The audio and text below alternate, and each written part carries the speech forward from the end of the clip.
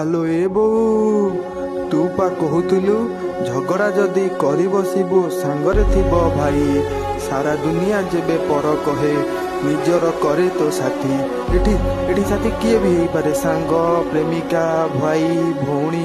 ସତରେ କ'ଣ ଏହି ଉକ୍ତିଟି ଠିକ୍ ନା ଭୁଲ?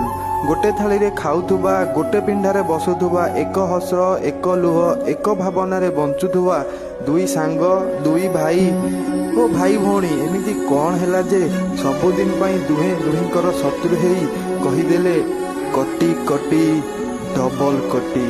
ଆସନ୍ତୁ, ନାଟକ ଦେଖନ୍ତୁ, ବିଚାର କରନ୍ତୁ, କିଏ ଠିକ୍ କିଏ ଭୁଲ।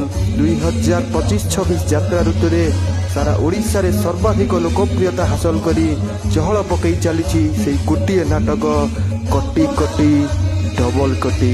ଜଗନ୍ନାଥ ମଠ ଯାତ୍ରା ପଡ଼ିଆ ହରିପୁର, ତା ନଭେମ୍ବର 6, 7, 8, 2025। କେବଳ ଆପଣଙ୍କର ପ୍ରିୟ ରଙ୍ଗର ମହଲ ରଙ୍ଗମହଲ।